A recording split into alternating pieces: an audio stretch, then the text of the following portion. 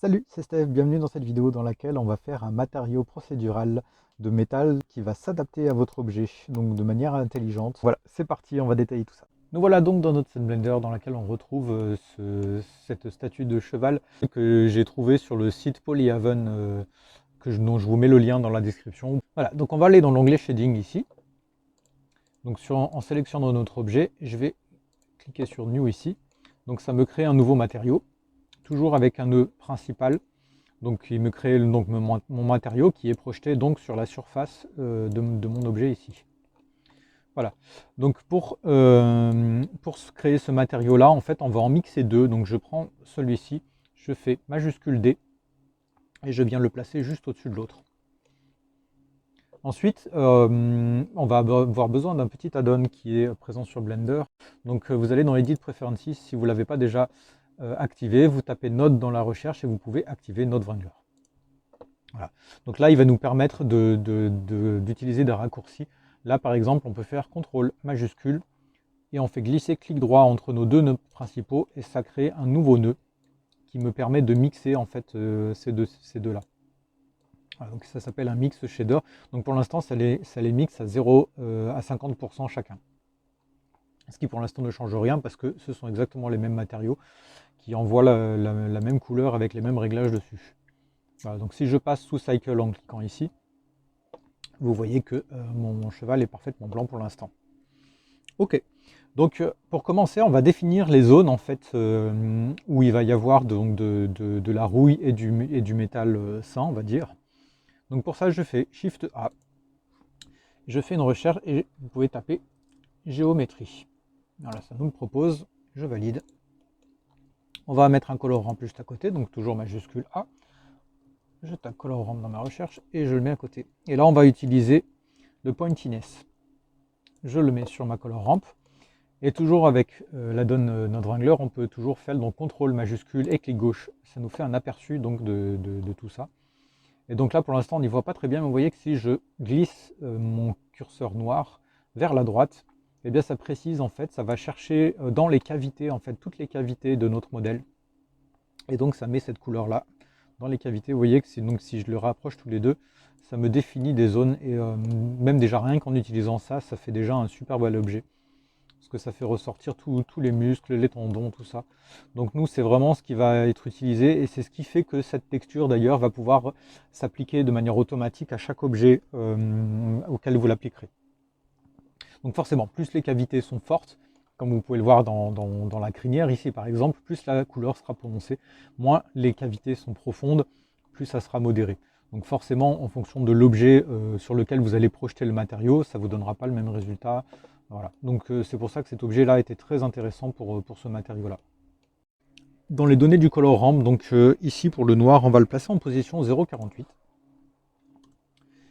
Et mon blanc, je vais le placer en position 0,56. Et je vais l'assombrir un peu. Donc pour ça, dans la couleur là, de base vous êtes sur HSV. Si vous voulez mettre exactement la même couleur, moi vous pouvez aller sur X pour mettre un code hexadécimal et vous pouvez mettre 3 fois CB. Donc CB, CB, CB. Et ça nous met une teinte un peu plus grisée. Voilà. Donc ça c'est la base de nos zones qui sont prédéfinies. Mais on va préciser un peu plus ça. On va rajouter donc une texture de bruit. Donc on fait majuscule A. Dans la recherche, on va mettre noise texture. Voilà. Et je la mets juste au-dessus. Je vais faire CTRL T. Et là, vous voyez que ça me met de quoi coordonner ma texture différemment. Ça rajoute ces deux nœuds aussi. Et moi, je vais utiliser mon objet comme vecteur.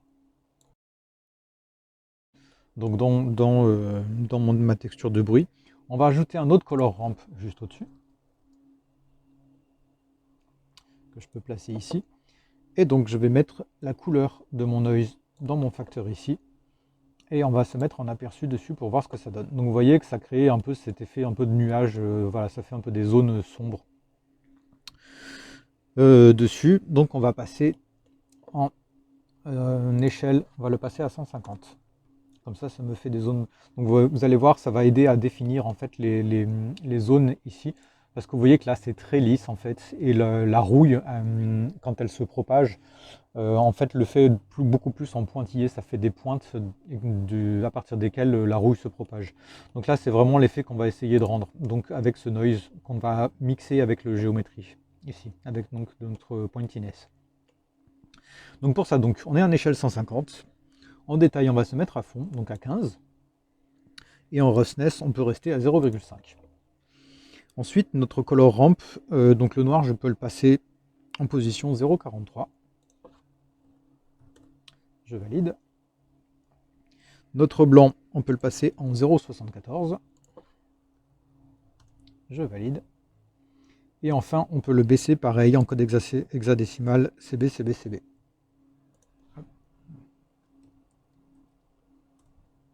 Voilà, ce qui nous fait pareil de la même manière une teinte un peu grisée. Ok, donc là, à partir de là, on va mixer donc ces deux résultats.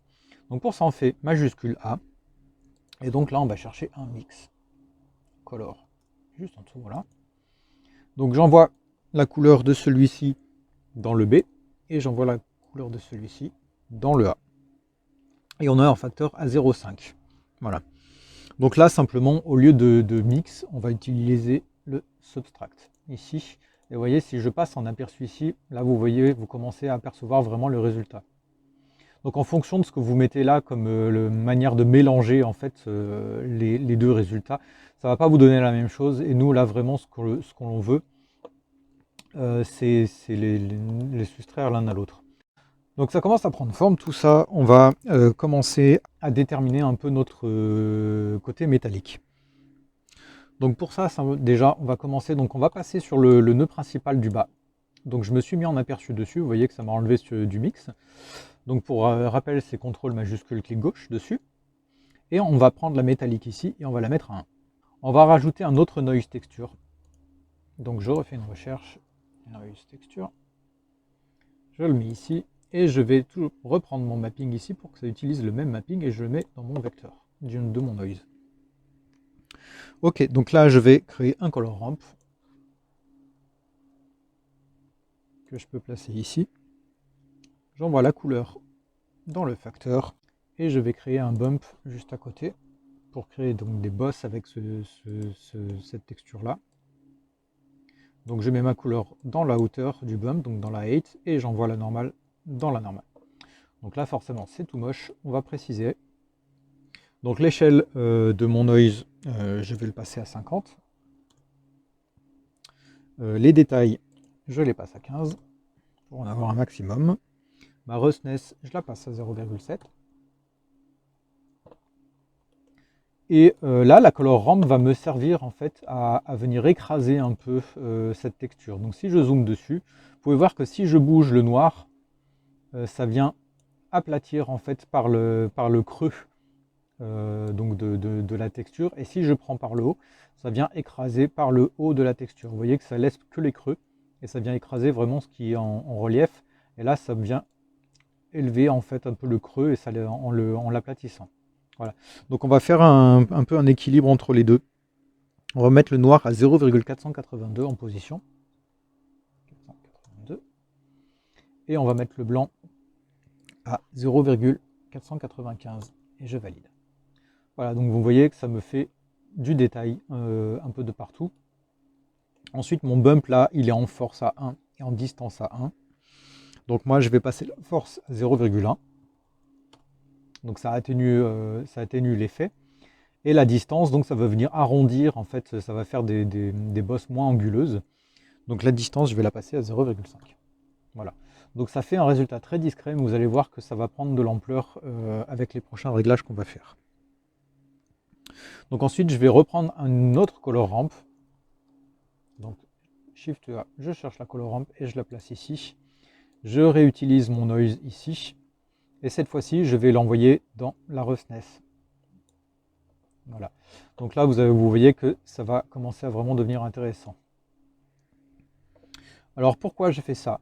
Parce qu'en fait, la roughness, donc c'est la manière de réfléchir la lumière.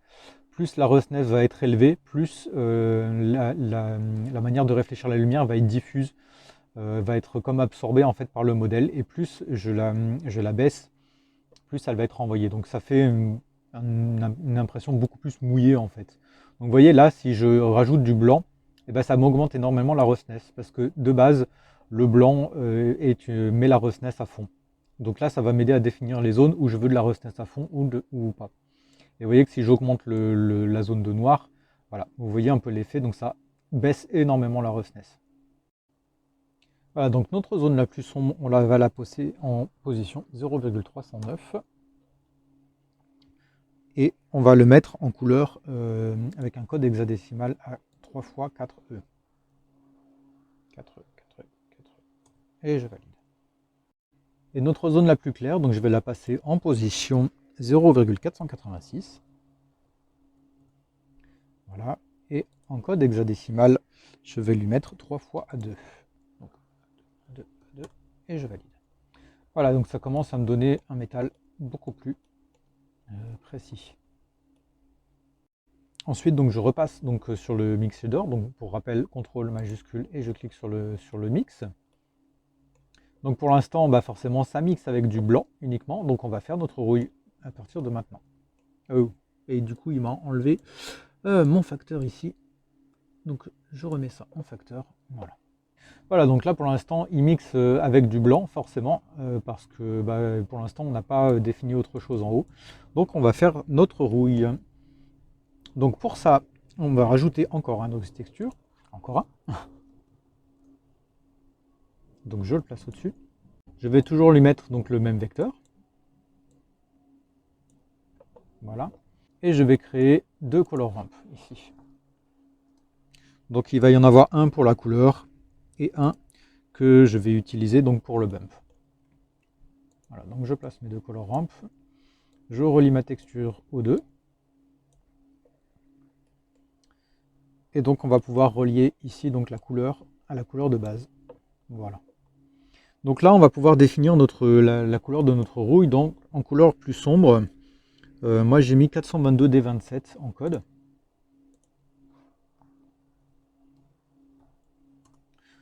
Voilà, donc ça c'est la couleur que moi j'ai définie, après à vous de voir si c'est ce que vous voulez mettre.